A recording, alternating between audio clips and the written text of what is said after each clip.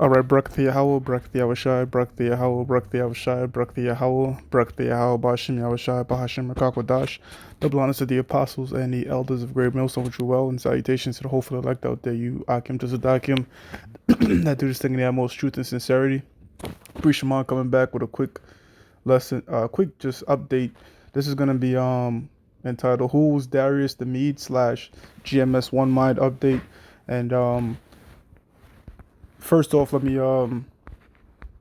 deal with the question somebody on the comment board for the GMS1Mind channel, another channel about another outlet for brothers like myself and certain of the other priests they use.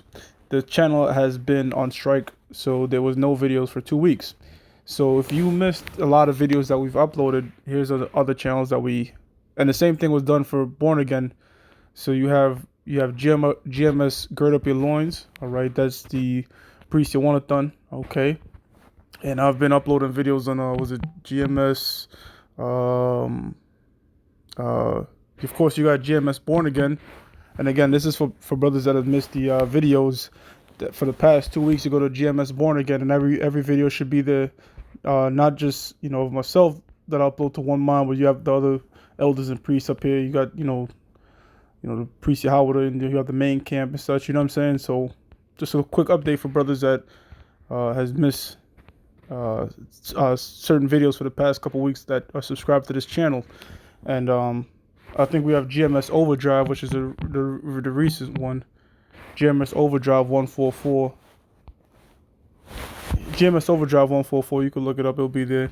The second part of this question is, was somebody on the comment board said, "Shalom, Makir Baba Kashar. Could you clarify for me who Darius the Mede was? Because he's supposed to be Astyages, the last Median king, but there was a brother that did a video saying that he was Gaburu, a Median general in Cyrus's army, according to the Nabonidus Chronicles."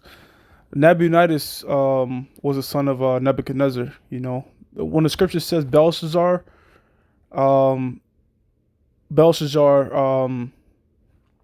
was king after Nebuchadnezzar, really he was not like a vassal king, because Nabonidus went back to his home country to worship his deity and left his son in charge. But he was a true king, Nabonidus, when Belshazzar was living. That's how come when he told Daniel, "You'll be the third in the kingdom." Why is that? Because he was second and Nabonidus was first.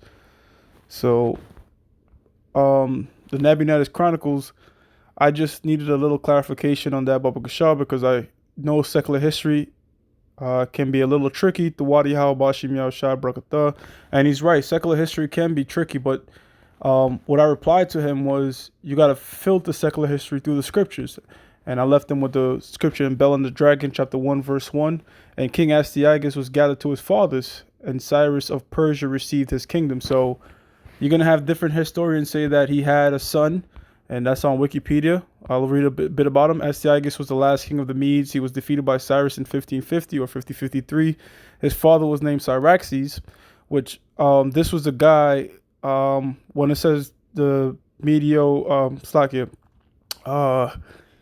the Mede and the Persians and the Medes, I believe, that took down the Babylonians. This was the Mede that did it. Cyaxares. He gave his daughter in hand to King Nebuchadnezzar. It says not Ahasuerus or Xerxes, which is right. That's Persian. This guy was a Mede, which the Kurdish people identify themselves as the Medes today. Could be. I have to look into that. There is no record of him being present at the fall of Babylon. Consequently, he gets little attention in modern apologetic, but the 1st century CE Jewish historian Josephus, followed later by the early Christian church father Jerome, harmonized Daniel with the historical sources by claiming that Darius the Mede was a son of Astyages.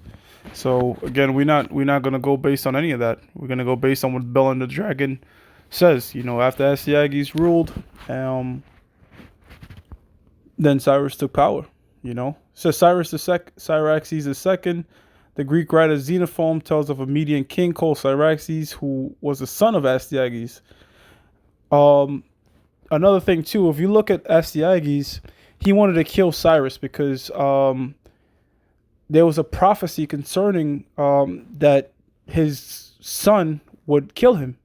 There was a prophecy against Astyages that his son would kill him. So when Cyrus began to come up, he thought Cyrus was going to fulfill that prophecy, and he wanted Cyrus killed, but the general didn't execute the order. So what he did was had that general's son chopped up and fed to him. So this guy did not want kids, you know. And the reason I'm not bringing up all this information is because we went through all this information. I'm just answering the question in brief. I'm going to give you the videos that we went through this on. And if you brothers like to study the secular history, it says Cyrus became king of Media through marriage to Cyaxares' daughter, contradicting all other sources, notably the Babylonian, which say Cyrus won Media by conquest from Astyages. Xenophon is not given credence by historians, and he does not in any case say that this otherwise unknown Cyaxares ruled Babylon. So again, Astyages, the man did not have kids because there was a prophecy that his, through his loins, he will be defeated and killed. And what's crazy about it was King Cyrus, when King Cyrus became of age, King Cyrus didn't kill this dude. King Cyrus actually made him a ruler over Babylon, instead of killing him. So King Cyrus is known for his mercy, if you will. He didn't kill a lot of people and destroy kings. He would actually make them come under him and form alliances instead. And so that was a quick, brief history on it. Now, if you want to get in-depth information on this, all you have to do is shoot over to GMS to the Point, which is one channel that we have it on. We also have it on GMS Born Again. You shoot over to GMS to the Point, you go to playlist, and you go to chronological order of the kings and the prophets, and it's a 6-part series, man. There's 6 videos, each over 2 hours long. So 2 times, you're looking at 12 hours of just pure history. So you secular history brothers out there that want to get in depth into this history, I don't know which part where we get into Nebuchadnezzar exactly. I don't remember. We did the show a while ago, but we go into secular history. We will link it up with the scriptures. So that's how, when you ask that question, brother, we were familiar with it because we already had went through it. So for you brothers that's into the secular history, and the brother that asked the question, you go over to GMS to the Point, chronological order of the kings and the prophets, and it's over 12 hours of just going through secular history, man. And also secular history with the Bible history, because the Bible is a secular book, and as the Apostle the Gabar always states, and all the apostles, to understand the mystery you have to understand the history. So that was just a quick lesson. So I'm gonna give all praises to Yahweh Bashim Yahushai. Double honors to the apostles and the elders of Great Millstone, which you well, and salutations to the hopeful elect out there. Shalom, brothers.